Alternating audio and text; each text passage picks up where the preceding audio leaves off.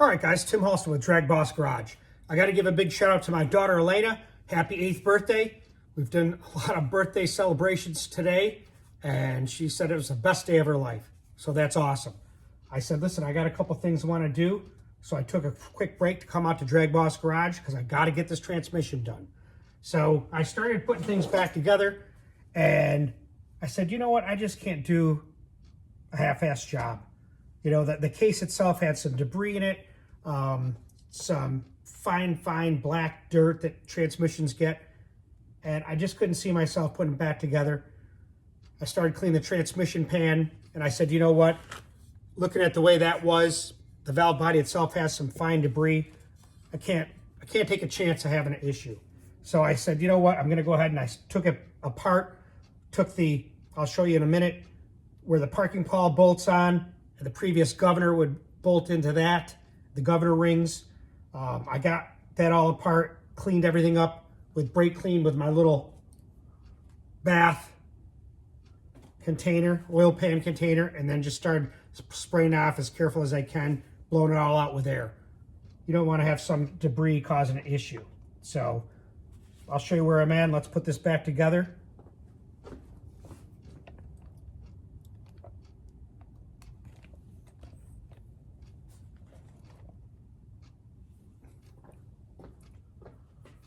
So let me grab my spectacles.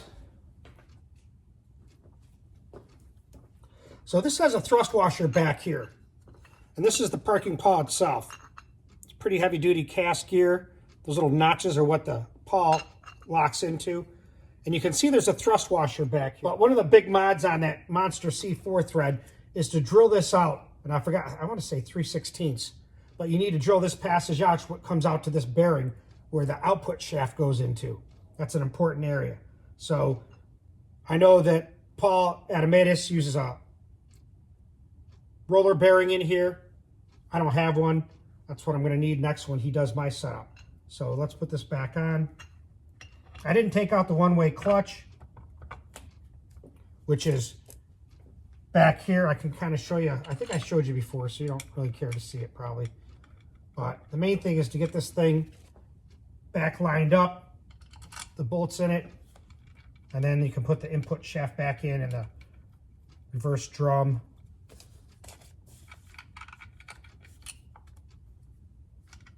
But yeah, I said I can't put this thing back together with this little bit of debris. I'm not taking no chances. My luck, something will happen and it'll be even more pissed. But I did get the headers off the passenger side without a transmission or a flex plate. It took me a whole 18 minutes.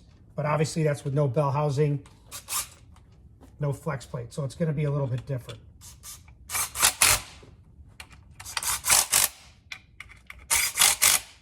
I don't torque these, man. I just got them up. Just do them even.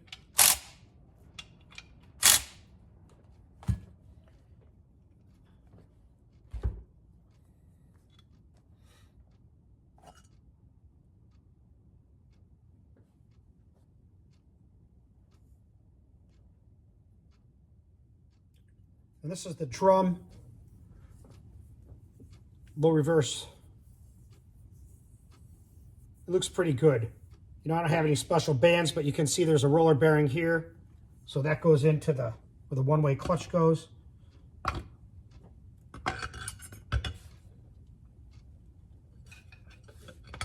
then you kind of just fit the teeth in and rotate it in.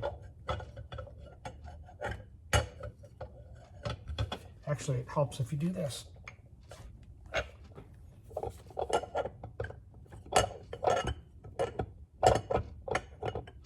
It's just a matter of trial and error, because that's going down around where those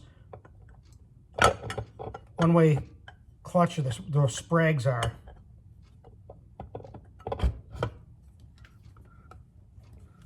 You can kind of see it right here. It goes this way, but it doesn't go back that way. Those little rollers in that little cage lock it in there.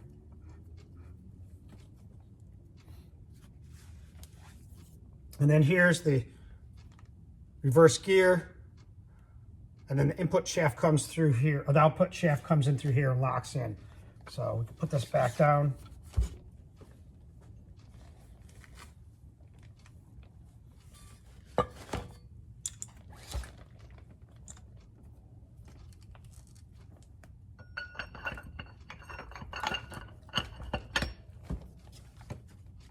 And it only goes in so far. And then your reverse gear goes on. I like to make sure it's pretty clean, which it is pretty in good shape. All the teeth look good.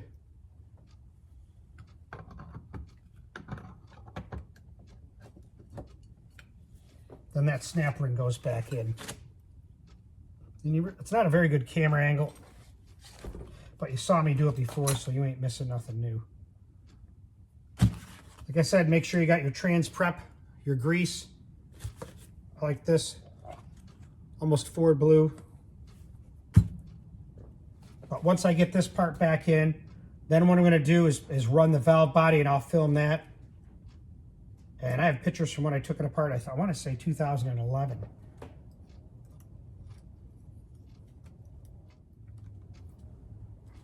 You can see the damn thing.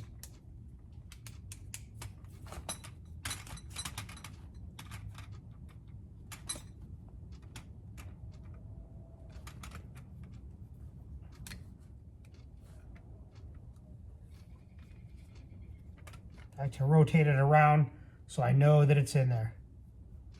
No chance of coming out.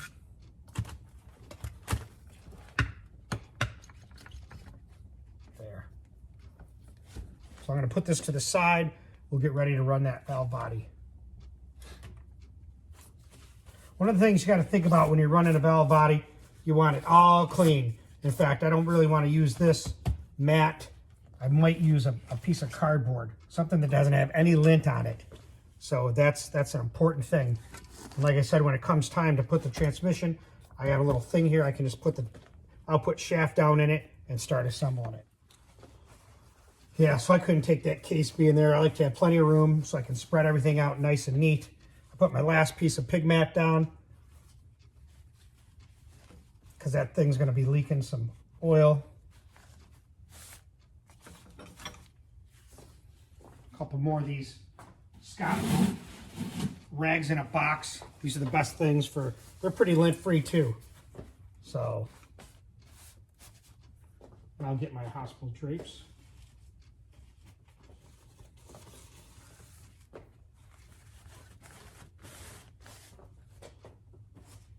Like I said, I took some pictures way back in 2011. There's a picture right here. You can see the valve body apart for reference. Because the last thing you want to do is forget where things go or lose something. So, I also got the last of my parts. I'll show you that. Key things with a C4, you got to have the little nuts for the band adjustment. A little seal on it. They always end up leaking if you don't change them. I got a couple new low reverse pistons. You know, mine's not bad, but you know what? They're like 38 bucks a piece or something. I bought a few just to have in stock because I'm going to rebuild that other unit over there I got from my buddy Doug Jennings. So you want them nice and pliable. I also got the new pump rings. They come as a kit, and I need the black ones specifically for the stator. So we're all ready to put it back together. And it's Saturday, so it'd be nice to have this done tonight so I can start putting all the assemblies back together tomorrow. Maybe even get it in the car tomorrow. But here's the deal. I'll show you the valve body better. So you can see it here. You can see that it's got this fine black, it's probably clutch material, you know, and if you look at the bottom of the thing, you'll see it on the bottom of the, that's just a bolt, we're all right with that. But you can see it down in here, in these little crevices. Here, here, some back in here, back here, where the boost valve is. There's the manual lever. So look at that in there. You leave that in there, it's gonna get in here somehow, you're gonna have a problem. So at this point, I'm just gonna run it. Now the bolts that are falling out are I think there's 8, I don't know how many there are. That's 2, 4, 5, 6, 7, right? 1, 2, 3, 4, 5, 6, 7. 7 bolts to hold the valve body to the case. So all the rest hold it to through the separator plate to the actual valve body. So this is a billet plate. I'm not sure what you call it. This is the separator plate, the valve body, top plate. That's what I'm calling it. It's got the filter for the deep pan. Yeah, someone already said it was made in China. I know. I don't think they make them in America. Now here's the solenoid right here for the trans brake. Now these are sometimes problematic. I've been lucky. I haven't had any issues with it. I don't even want to really take it apart and mess with it. So hopefully I'm going to cross my fingers. I clean it up good like I have been in the past, and it's good to go. So just see how they look. Oh yeah, there's 8. I knew there was 8. Now, like I said, this is like the brains of the transmission, the valve body. The filter on my valve body is held in by these Allen bolts. There's one. And none of this stuff is that tight. I think it's, I don't know if it's 10 to 20 inch-pounds or something crazy like that. I don't even think I've ever torqued them. But then I have an inch-pound torque wrench, so I may have done it. That's why I bought it. I just don't remember. So I probably will torque them. But just think about it. Sometimes that number, you're trying to reach that number and you're putting some stress on it. You can strip stuff out. If it feels good, 9 times out of 10 it is. Now, sometimes like on the, Paul was telling me about the Pinto valve bodies that aren't really good for trans brakes. And I'm pretty sure that this is the style when they have this little appendage here, which goes down to the valve body. There's a spring and check ball in there. Those are the valve bodies that aren't good for trans brakes. So keep that in mind.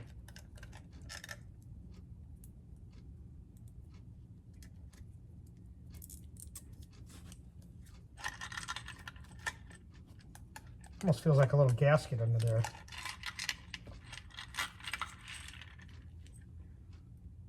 Yep, there is. So I'll probably just keep that clean and reuse that. I'll spray this filter off with brake clean once I get everything apart. Like I said, I like to keep everything the way it was. Let it just sit there. And then there's other bolts underneath here that hold this plate through the separator plate to the valve body.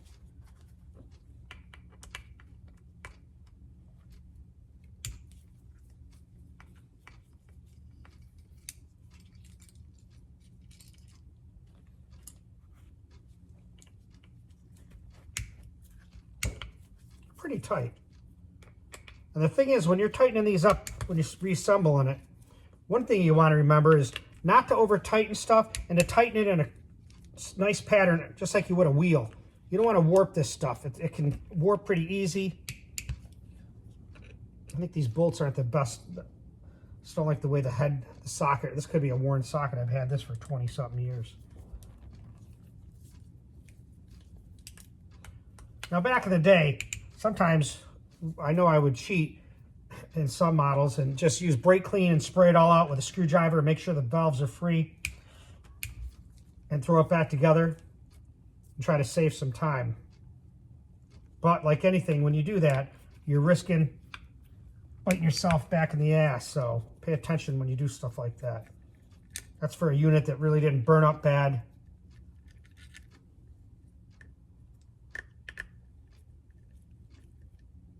Like I said, when you're taking these bolts out, you want to keep everything in order. You don't want to be getting things lost or anything like that. And there's 8 bolts here that hold the billet plate to the valve body itself. Just like the same amount of case bolts, 8. So make sure you keep this stuff separate, keep it nice and neat. And what I'll do is I'll show you, kind of compare the valve body I got from Paul Adamatis. We'll kind of talk about their function. Hi, DragBoss. Hi, Mrs. DragBoss. Now this is kind of weird. You filming me and me filming me. That's kind of trippy. But it's been a while, so I had to come and check in. Well, I'm glad you're here. Yeah, people have been asking about you and the Bossettes about getting a video made. So I said, well, we got a lot of stuff going on. I was saying it was Elena's birthday, and we haven't got I've just been so engrossed in getting my car done, getting the transmission done, and that's all I've been focused on rather than videos, although I did put a video up. But for your viewers, here's the trans brake valve body that I have. It's a performance automatic. I've been running the same valve body for 20 years. It's pretty nice. I love this billet aluminum. That's my favorite metal. Here's the solenoid, which is just like a regular, you know, fuel type solenoid, maybe a nitrous solenoid that operates the fluid control for the trans brake. So this is the billet top plate, and then the valve body is right here. Manual valve, you know, that's the boost valve. That's the, I think, throttle for the kick down when you hit passing gear. But anyway, so that's that. But what I was going to show these guys was this valve body I have from Paul Adamanis. Now this has a different type of solenoid. This is external and goes through where the, I can't think of the name now, modulator would go in. So this is a different type of solenoid. You can see there that actuates and pushes out that. So here's his valve body. Similar in that it's billet aluminum, and he has a hard time getting the stuff machined right now. But you can see it's kind of the same similar type setup that you saw underneath there. But looks like the filter's dented. Must be from shipping because I've never done anything with it. But there's kind of a comparison of the two. Actually, it's going to be like this. 4.7, whatever that means. I should put this on and we can record both, and then people, if they see it, they see it. I'll kind of recap this. So we'll talk about transmission brake operation, because I'm recording for Mrs. DragBoss also. But the forward clutch is always on. So when that's on and you're in first gear, the rear sprag in the back of the transmission, which we talked about, that roller sprag's holding. So when you do your burnout, you're starting out first, that thing's holding. And when you go to shift to second, sometimes it takes that out. Now I've been doing the same burnout for 20-something years, starting out first, second, and third up to 6,500. Paul recommended not doing that. That's a hard thing to change when you've been racing that way. But when you're in first, that's what's going on. In second gear, the forward clutch is on and the intermediate band is applied, which you've seen the transmission apart. You know what I'm talking about, the intermediate band. Then when you hit third, the forward clutch is still going. Then the direct clutch is applied. And that's with this transmission brake operation. Reverse, the direct clutch and low reverse band is applied. So that direct works in reverse and applies the low reverse band. Yeah, here it is here. First gear with trans brake on, forward clutch, direct clutch, and low reverse band applied.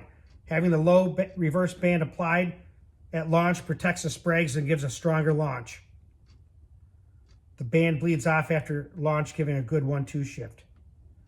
As with this trans brake valve body and pro brake valve body, starting a burnout in first, then going to second can be hard enough to shock and break the sprag. It's advised to start the burnout in second and go to third. So I might try that. I don't know. It's hard to switch things around when you've been doing it this way for a while. But that's kind of what he recommends. But let's see what we got. So that's his valve body. He said it's way quicker than this unit right here. So we'll find that out when the time comes.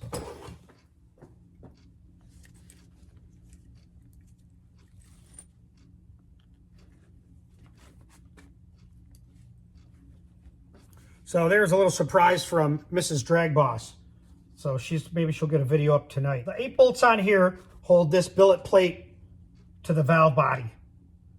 You turn it over, and now there's bolts here, here, and here that hold the valve body to the plate. So I don't know how many there. I think there's about probably 4, I would say, to be square. And these must be the 3/8.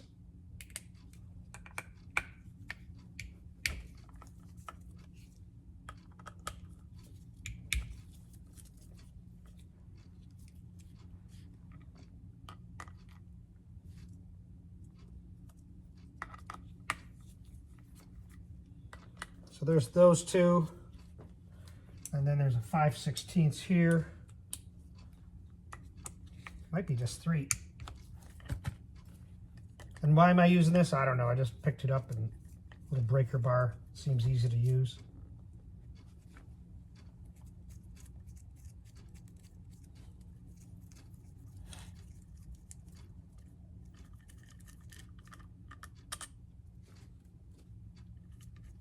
And these are different length, I think. Let's see.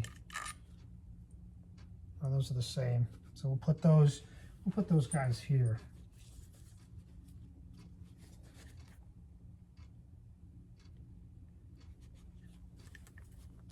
There it is. is. Whoop. Now you know we're going to have a mess here. That's okay. Here's a perfect reason why we take this apart. See all the debris in here along those passages? We don't want that getting caught and stuff. So there it is. Here's the kind of the brains. I love all those little passages, and you know transmissions fluid flying through there. But what you do to run it is you take all these out.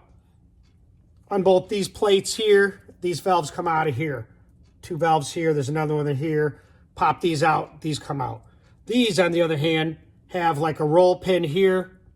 Then they have this kind of a ring.